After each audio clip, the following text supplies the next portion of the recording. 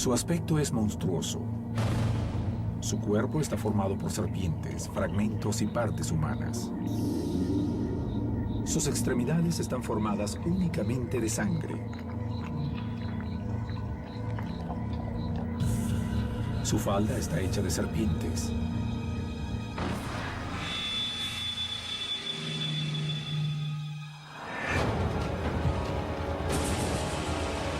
Para Occidente, es un monstruo terrible.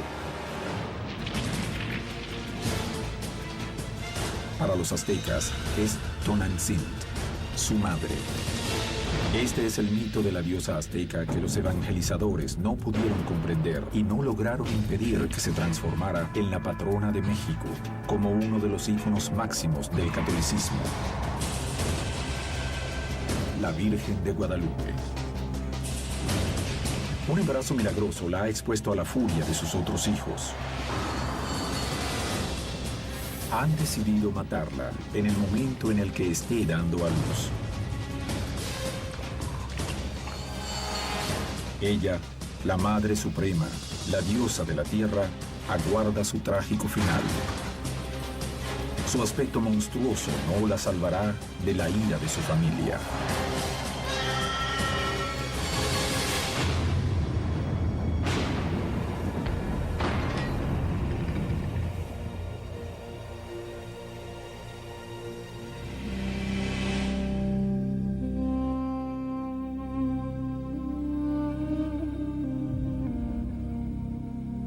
Mide 2,5 veces un ser humano, ¿no?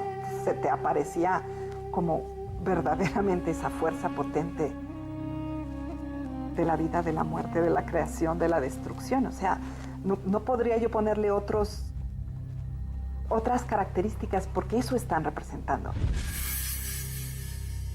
Es una diosa de apariencia terrible en el sentido correcto del término. No espantosa, sino terrible, el sentido de impactante. Para los aztecas, esta diosa se relaciona directamente con la tierra, que es donde se encuentran la vida y la muerte para cualquier cultura agrícola. Es tierra y muerte, eso es un punto muy importante.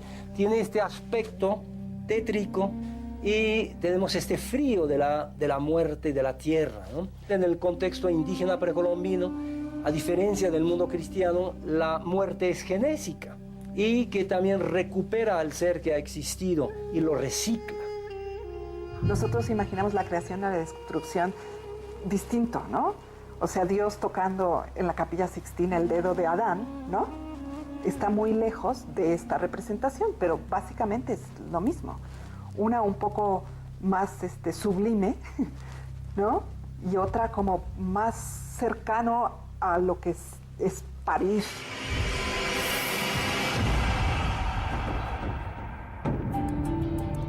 Pero su aspecto no fue siempre el monstruoso con el que pasó a la prosperidad. Como todos los dioses aztecas antes de la creación del mundo, ella habitó la mítica ciudad de Teotihuacán. Allí, cada dios cumplía con una tarea específica. Ella había sido la diosa seleccionada para crear vida, para llenar el cielo de astros. La joven Coatlicue, dueña de una belleza encantadora, eclipsó a varios dioses con sus encantos, hasta que finalmente decidió casarse con Mixcoatl, uno de los hijos del Señor de la Creación. La joven pareja estaba predestinada para un lugar preponderante en la creación del mundo mesoamericano. En poco tiempo, la pareja tiene una vida sobrehumana. Tuvo 400 hijos. ¿Quiénes son? Las estrellas, los seres celestes. Ella los parió. La palabra 400 se utiliza para significar muchísimos. Es un término que significa una gran cantidad. Como cualquier madre humana, Coatlicue comienza a sacrificarse por sus hijos. Lo que ella ignora es que ellos serán su propia perdición.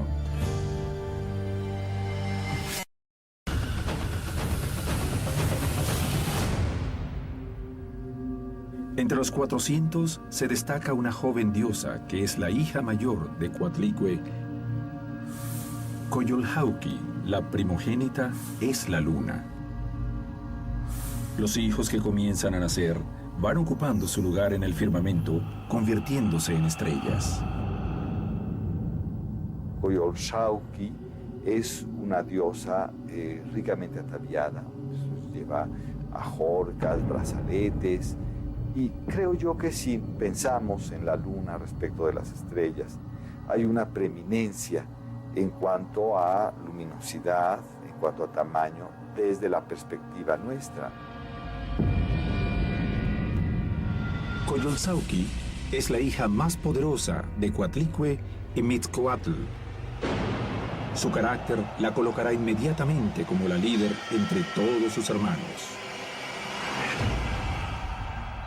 Coatlicue y Mixcoatl han cumplido con la primera misión que les ha sido encomendada.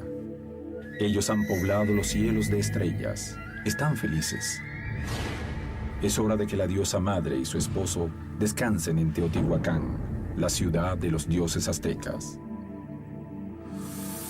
Esta ciudad, ubicada a pocos kilómetros de Tenochtitlán, la capital del imperio, según las leyendas aztecas, había sido antiguamente la residencia de sus propios dioses.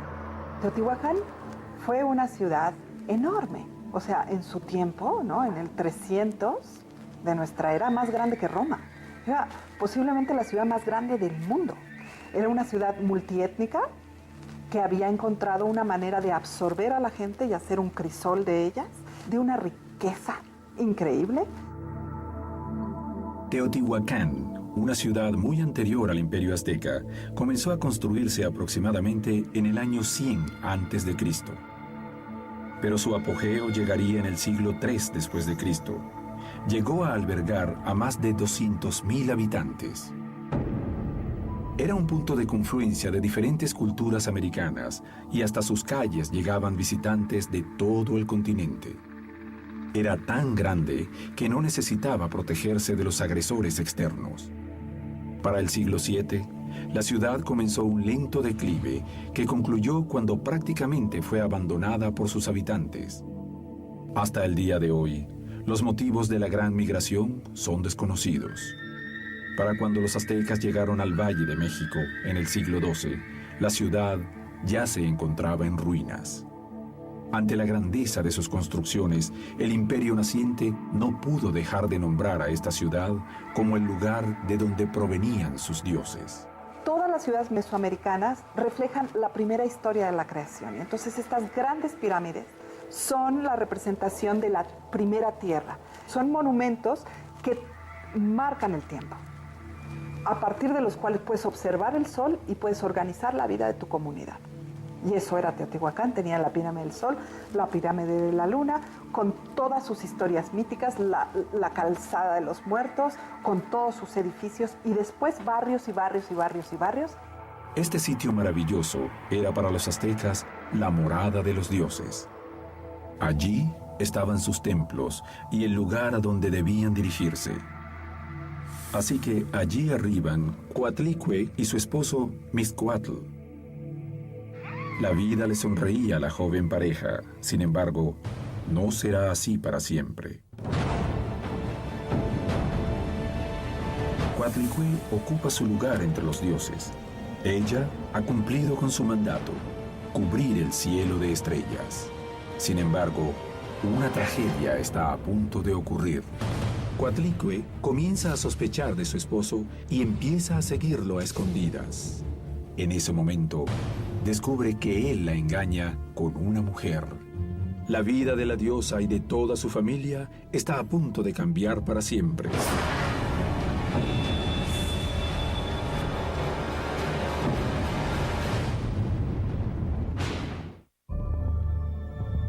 Coatlicue es la diosa madre de los aztecas, un ser dual que representa la vida y la muerte. Ella es maternal y vive feliz junto a su esposo, el dios de las nubes, Mixcoatl, en la ciudad de Teotihuacán. Algo está a punto de cambiar para siempre. Junto a su esposo, ha concebido a más de 400 hijos que fueron a ocupar el lugar de las estrellas. Coatlicue vive en su templo en total armonía con su esposo y sus hijos. Sin embargo, hay una sospecha en su corazón que necesita despejar. Mixcoatl sale de casa y Coatlicue lo sigue a escondidas. Mixcoatl era un gran conquistador que vencía en los pueblos, pero que también molestaba a las mujeres. Chimalma aparece desnuda frente a él, entonces él trata de flecharla y finalmente termina teniendo relaciones sexuales con ella. En ese momento, descubre la verdad. La diosa madre no puede creer lo que está viendo. Y en este momento aprovechan para quitarle su culto sagrado de Mixcoatl, que era como su energía, su fuerza, y logran matarlo.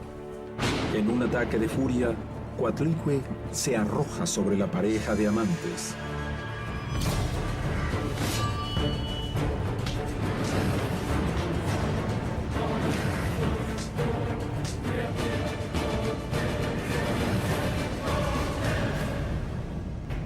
Mixcoatl ha muerto en manos de Coatlicue.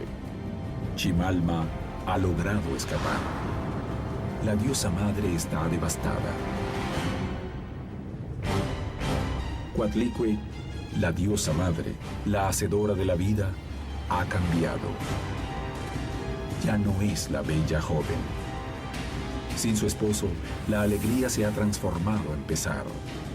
Ha cambiado su vida.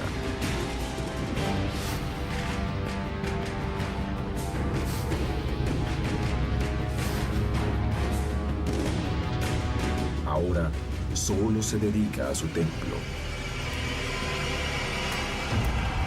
Y decide dedicarse a cuidar el templo, ya sea en la misma Tula o cerca de Tula, en un lugar que se llama Coatepec, que a la letra es el Cerro de la Serpiente. Coatepec en realidad es el nombre de las pirámides en general, de los grandes templos, que es un lugar sagrado, y ella se dedica a barrer, que es un acto de penitencia.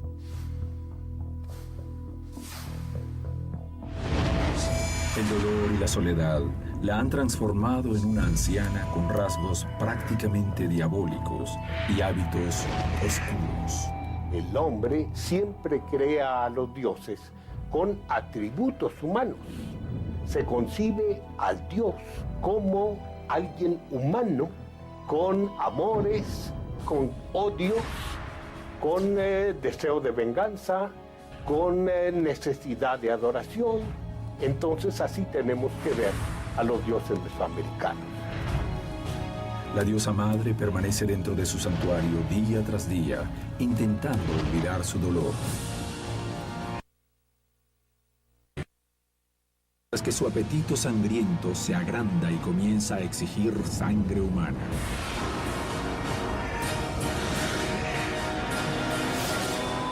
Queda como una deidad a la que hay que alimentar. Esto implica que tienen que estar siempre a través del ritual haciendo sacrificios para poder sostener y mantener a la tierra. La vida de la diosa comienza a volverse rutinaria y oscura. Ella misma se encierra en su dolor.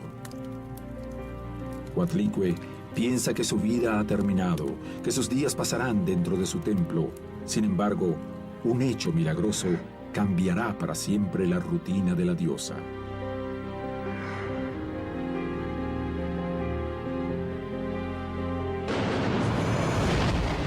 Coatlicue estaba una mañana en su templo barriendo el suelo.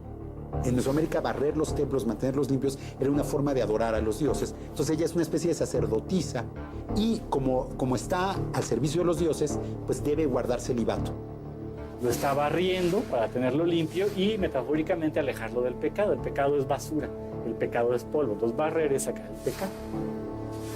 Un colibrí entró por una ventana y dejó en el piso una bella bola de plumas turquesa.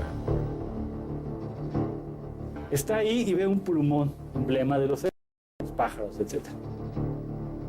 La diosa asombrada tomó la ofrenda agradecida y la guardó en su regazo.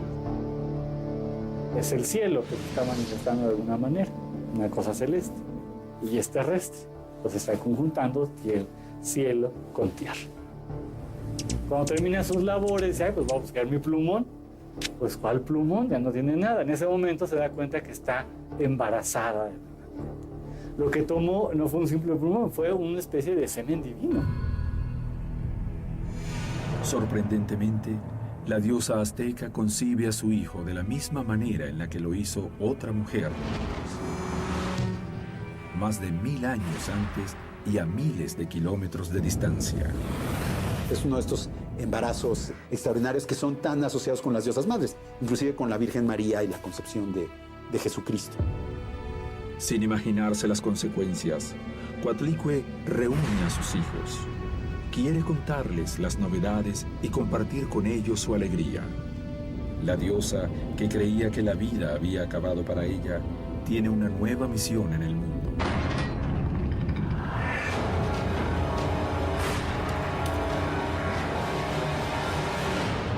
En su seno, lleva a un nuevo Dios, al que seguramente le aguardan grandes proezas. Sin embargo, Coatlicue no se imagina cómo reaccionarán sus hijos. Como ya es una matrona respetable, cuando sus hijos se enteran, montan en cólera. Porque dicen, bueno, madre nos va a poner en vergüenza. La madre ya debería estar dedicada nada más a la costura, ¿verdad? Cosas decentes, a oración, y quién sabe con quién se habrá metido para estar preñada. No le hacen caso, no le creen lo del plumón. Coatlicue está destrozada.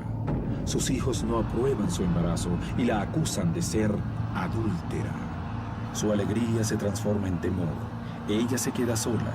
Sabe que sus hijos son capaces de cualquier tipo de venganza. Lo toman como una afrenta a su honor porque les parece que la diosa rompió el celibato que debía guardar por estar dedicada al culto a los dioses. Y entonces deciden irla a matar. La deshonra para los aztecas solo se paga con la muerte. ¿Quiénes son sus hijos? Las estrellas. Los Tenzon-Huitznahuac, los 400 estrellas del sur, y encabezado por una de sus hijas. Son 401 en realidad, porque son 400 sureños, los Huitznahuaque o los espinosos, y Coyolxauhqui, la diosa del caracol de la luna, que es la hija mayor. Coyolxauhqui decide matar a su madre y comienza a organizar a sus hermanos, los Tenzon-Huitznahuac, para llevar a cabo su objetivo. En realidad, a todos menos uno.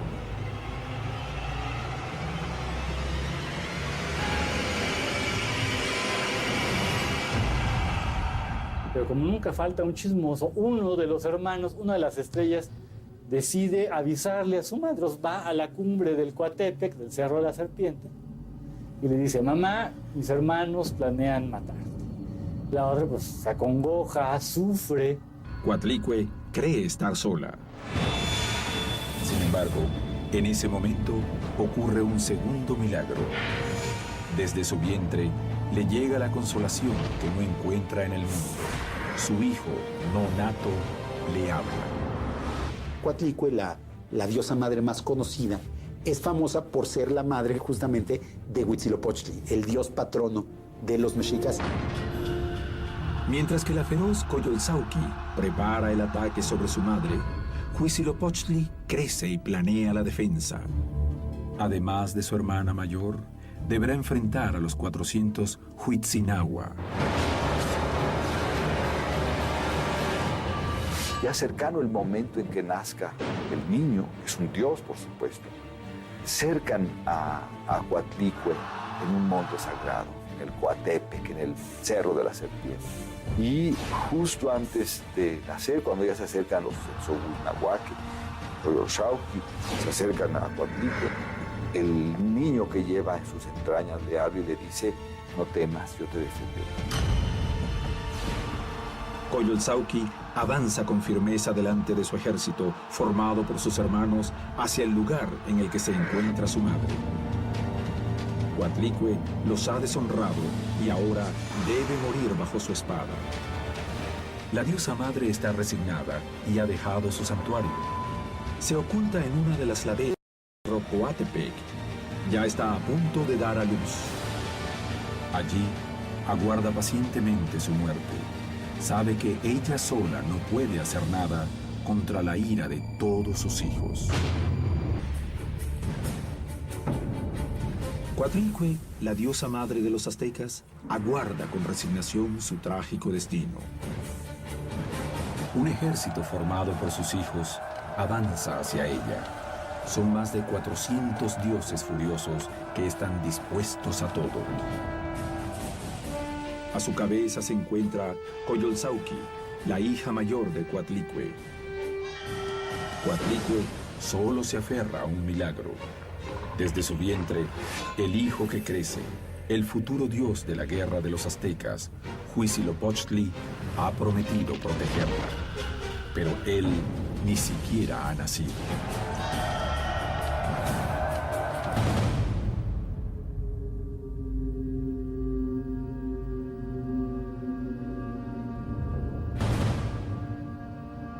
Huitzilopochtli, el dios portentoso, Tetzaltecutl, el dios prodigioso, le habla desde el vientre materno: mamá, no te preocupes, cuando llegue el momento yo sabré actuar.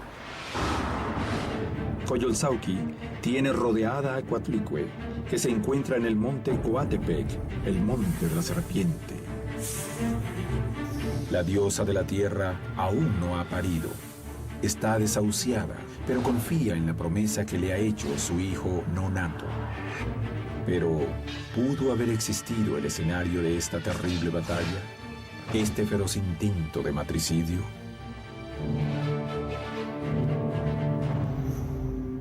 El escondite en donde está Coatlicue es un sitio representativo para los mesoamericanos que ha sido escenario de otros hechos mitológicos. Se considera que la representación de Coatepec es el templo mayor de Tenochtitlan. Ubicado en el centro de Tenochtitlán, el templo mayor era la construcción más grande de la ciudad, el punto de confluencia de la vida religiosa y política de los aztecas. Es muy posible que Coatlicue, el monolito que conocemos nosotros, estuviera en la parte superior del templo, flanqueando de manera pareada dos monolitos iguales a cada lado del templo mayor. Sobre el templo mayor, los españoles construyeron la Catedral Metropolitana de México. Hasta este lugar habría llegado Coyolxauhqui para buscar a su madre. Existen pruebas que así lo consideraban los aztecas. Lo que dio la pauta para ello fue el que se encontrara el espléndido monolito de Coyolxauhqui en el templo mayor. Y no es extraño que esta batalla estuviese a punto de desarrollarse en el lugar en donde los aztecas realizaban la mayor parte de sus sacrificios humanos.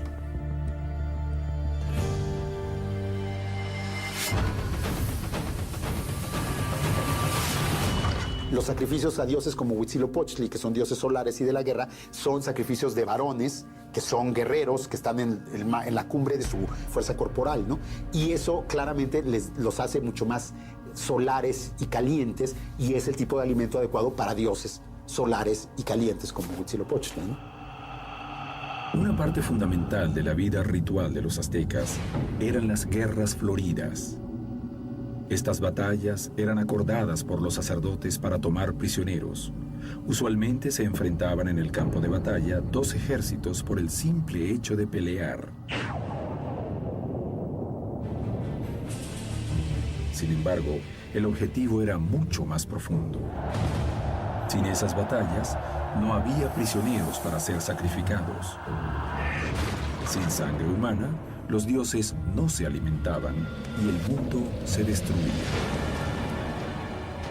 En la batalla que está a punto de suceder, se puede entender una parte fundamental sobre cómo los aztecas veían y entendían al mundo.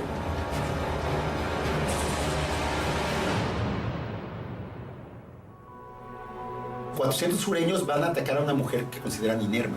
Creo que ahí hay una metáfora de la identidad de los propios aztecas o mexicas, que eran un pueblo que había comenzado su historia como un pueblo débil, como un pueblo extranjero, como un pueblo sin patria, sin tierra, sin rey, sin... Coyolxauhqui no busca una batalla justa, solo quiere vengarse de su madre.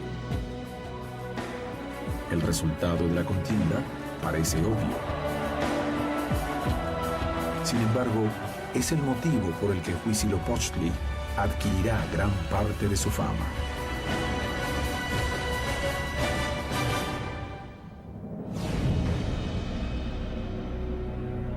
Y los otros se van armando, van haciendo los ritos, ¿verdad? El otro, el rajón, digamos, el chismoso, va y viene y le cuenta, mamá, ya están acicalando para la guerra. Ay, qué horror. Huitzilopochtli es algo, espérate ahorita. Los otros ya están ataviando, porque para la guerra hay que ir decentemente vestido, ¿no? Se ponen pintura facial, hacen ritos, sacan sus mejores armas, se ponen tocados, se ponen joyas, porque la guerra era un asunto serio. El tiempo se acorta. El dios de la guerra de los aztecas ya tiene un plan. Aún nadie lo sabe.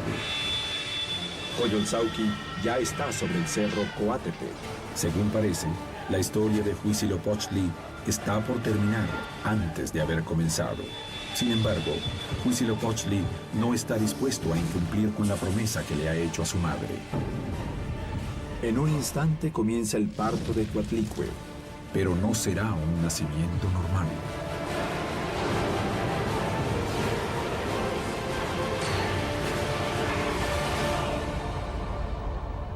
Ya están abalanzándose sobre ella, Coyolxauhqui en primer plano, y en ese momento nace Huitzilopochtli. Nace, al igual que Palas Atenea, ¿verdad? Se nace adulta y armada, que nació de la cabeza de Zeus, y nace del vientre de su madre, pero ya como adulto y ataviado como guerrero. Y nace con una nueva arma, que sería un arma muy poderosa, el arma que va a hacer que los aztecas sean los más poderosos del Valle de México y que conquisten buena parte de Mesoamérica. Allí se encuentra el feroz y terrible guerrero frente a sus hermanos. No es un niño indefenso. Ha nacido preparado para la guerra y está dispuesto a defender a su madre hasta las últimas consecuencias. Y nace sobre todo con un arma prodigiosa, que es la Xiuhcoatl, la serpiente de turquesa, y con esa arma confronta a sus hermanos. La Xiuhcoatl es el relámpago, es el trueno, es el rayo, que también tendría características de rayo solar, pero fundamentalmente es el rayo. Coyolxauhqui está al frente de sus 400 hermanos y avanzan como un ejército compacto para matar a su madre y a Huitzilopochtli. Coatlicue observa cómo todos sus hijos están a punto de enfrentarse en una batalla a muerte. Ella, la diosa madre, la creadora, está a punto de contemplar una de las escenas de destrucción más terribles de la mitología mesoamericana. Huitzilopochtli no tiene intención de rendirse. Coyolxauhqui, la cabeza de sus 400 hermanos, también piensa en llegar hasta las últimas consecuencias. La masacre está a punto de comenzar.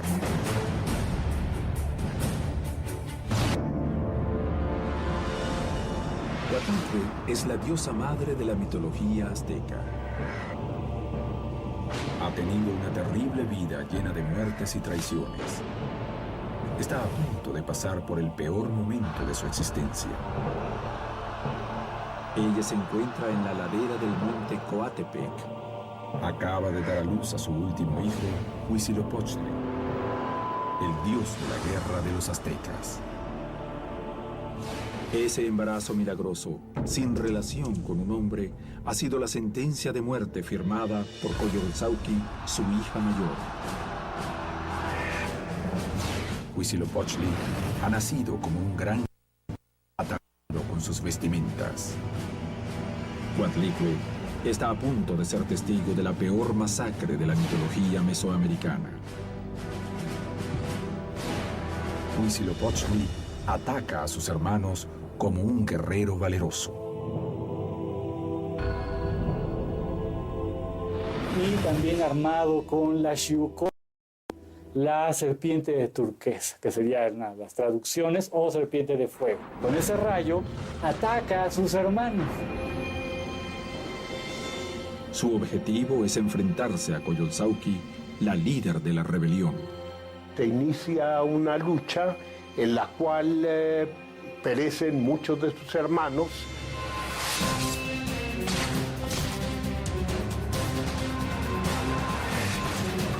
Los 400 hermanos son perseguidos por Huitzilopochtli, la mayoría son masacrados por el dios. Huitzilopochtli avanza listo para presentar batalla contra sus hermanos. Los va matando y los va descuartizando. Ellos miran desorientados.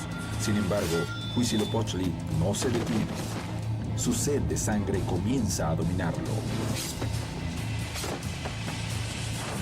Uno a uno arroja a sus enemigos al firmamento. Y finalmente le perdona la vida a unos cuantos cuando ellos le suplican que los perdone y le imploran su piedad. Rápidamente Huitzilopochtli llega sobre su hermana. Antes de que pueda defenderse, el dios del sol la ataca. Yace al final al pie del cerro, descuartizada. La instigadora de la rebelión ha muerto.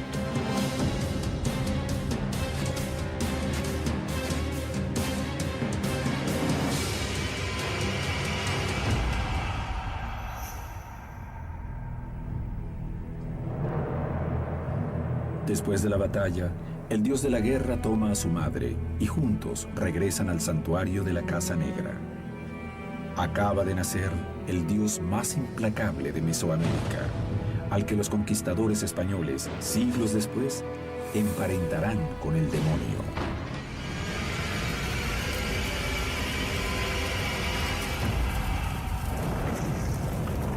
Que se parece mucho a su padre, caliente, luminoso, varón, pero también tiene características de humedad, de poder distribuir caracteres fríos sobre la tierra. Dentro de todo el mito de Huitzilopochtli, era fundamental su primera batalla y cómo había salvado a su madre. Pero hay otra explicación para esta feroz batalla.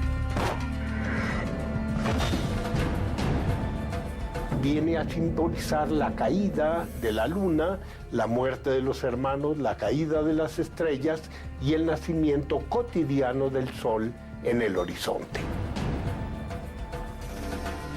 Las estrellas, en especial la Vía Láctea, son los 400 hermanos que todas las mañanas huyen de los rayos del sol, que obviamente están representados por la espada de Huitzilopochtli, Xiuhcoatl.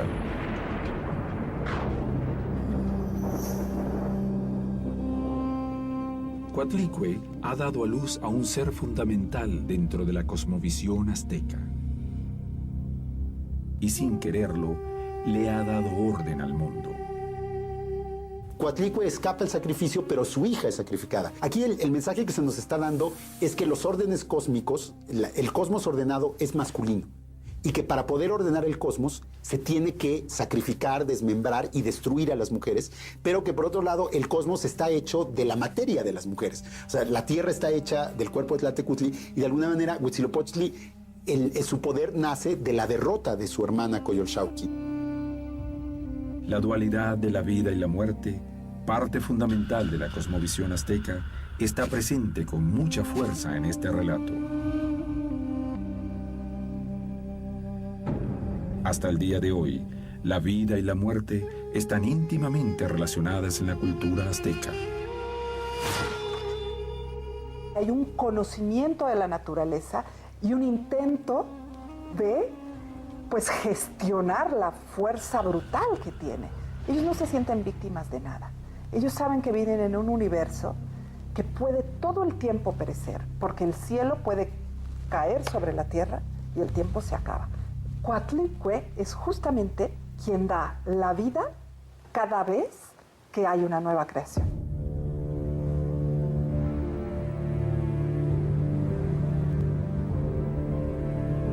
El tiempo de los aztecas comienza a tras el parto de Coatlicue.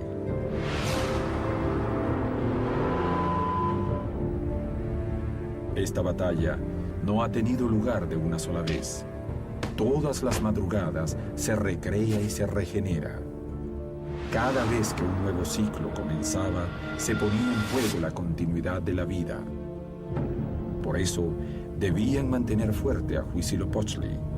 Él debía triunfar sobre las sombras, debía nacer de la diosa madre y vencer a su hermana. Para ello necesitaba alimentarse con sangre y corazones humanos.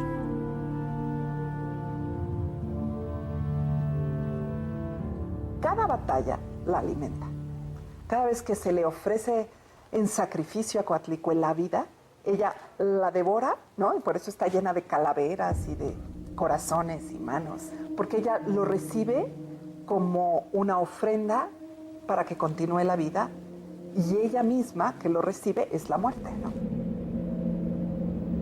Coatlicue está nuevamente en su templo. La sangre de sus hijos se ha esparcido en el campo de batalla, y de ella ha nacido el firmamento, el amanecer y el sol. Con la llegada de los evangelizadores, la proscripción de los dioses mesoamericanos la harían cambiar a una figura que realmente nadie jamás se hubiera imaginado. La antigua diosa madre le haría mutar y transformarse en la nueva patrona de México, la Virgen de Guadalupe.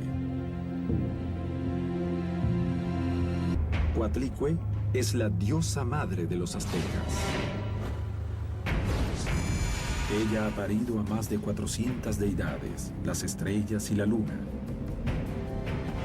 Es la madre de Huitzilopochtli, el dios del sol y de la guerra para los aztecas. Sin embargo, con la llegada de los españoles, el reinado de los dioses aztecas llega a su fin, o al menos es lo que parece.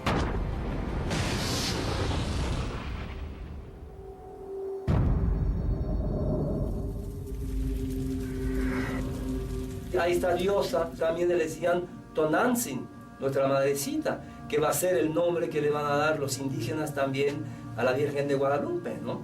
Y aquí hay una sustitución, como era la madre del dios indígena y que la Virgen es la madre del dios cristiano. Hubo una especie de convergencia, no sé si fue realmente algo milagroso o si fue algo medio construido, pero el hecho es que una diosa, la Virgen, va a desplazar a otra diosa, Coatlicue. El culto a estas diosas era una parte fundamental del culto religioso mesoamericano, y también, por otro lado, el culto a las diosas femeninas era una parte muy importante del culto religioso católico. La Virgen María, sobre todo a partir del siglo XIII, empezó a tener mucho éxito en la religión católica. Digamos que a lo largo de la historia de la expansión del cristianismo, la figura de la Virgen María, de la diosa madre católica, se fue asociando con diversas figuras de diosas madres que fue encontrando en el mundo. Y algo parecido pasó en México. Poco tiempo después de la llegada de los españoles, una nueva madre se instaló en el panteón de los dioses. La nueva figura, progenitora del dios de los occidentales, llegaba bajo la advocación de Guadalupe.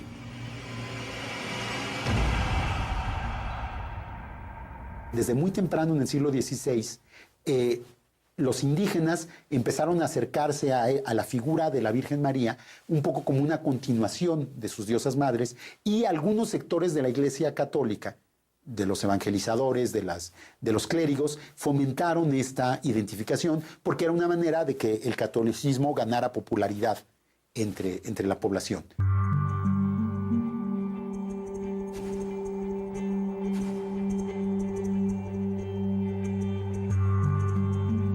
La nueva figura rápidamente se transformó en la patrona de todo México, y la devoción de los fieles se expandió rápidamente por el territorio. Sin embargo, los evangelizadores no sospechaban que debajo de su nueva figura, la antigua diosa continuaba vigente. Coatlicue tiene todo el horror de la muerte y tiene también todo ese cuerpo florido de cuando las estaciones cambian. La misma representación de Guadalupe hoy tiene esas dos fuerzas, porque todo su vestido rojo, rosa, está lleno de flores, y todo su manto azul está lleno de estrellas, y entonces vuelve a tener ambas partes, ¿no? Al igual que la nueva imagen que han traído los nuevos conquistadores europeos, ella ha dado a luz a un Dios sin ningún contacto con un hombre. Las dos mujeres son madres, protectoras y veneradas por sus pueblos. Sin embargo, hay muchos más puntos de contacto. El culto a la Virgen de Guadalupe era un culto en el que participaban tanto los indígenas como los españoles, y era uno de los pocos puntos de encuentro que había entre los diversos sectores de la población novohispana, y a partir de ahí se convirtió de alguna manera en la patrona de la Nueva España y un poco en el símbolo de la integración religiosa de indígenas y de españoles.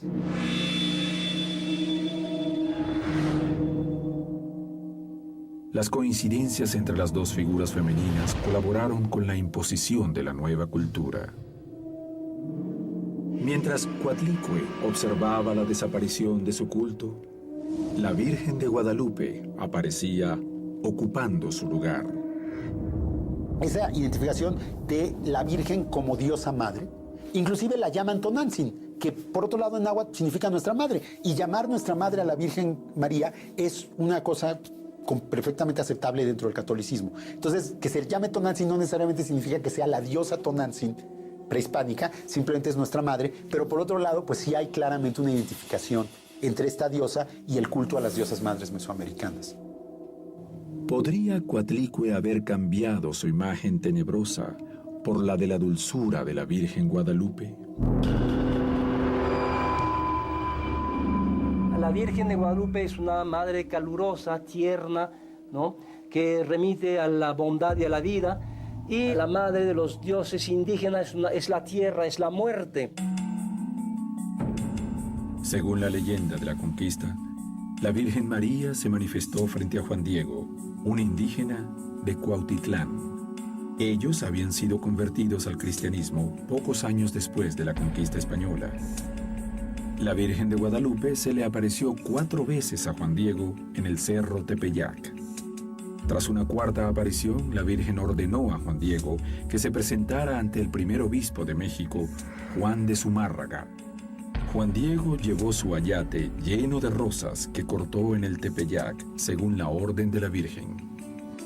En el Tepeyacac, hoy Tepeyac, ¿no?, había un templo a la Cihuacóatl. La Cihuacóatl es de hecho también Coatlicue, ¿no? Es la madre de los dioses, la madre del dios Huitzilopochtli.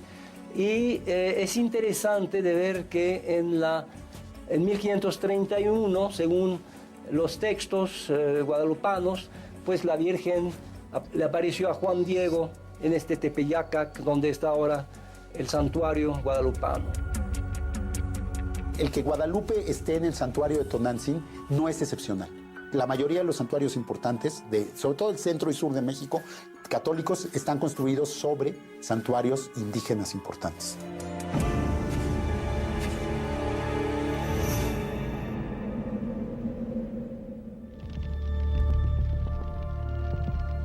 De alguna manera, Coatlicue o Tonantzin, como la llaman los aztecas, que significa madre, continúa en el mismo lugar que era suyo desde el principio de los tiempos. La señora de la vida y de la muerte.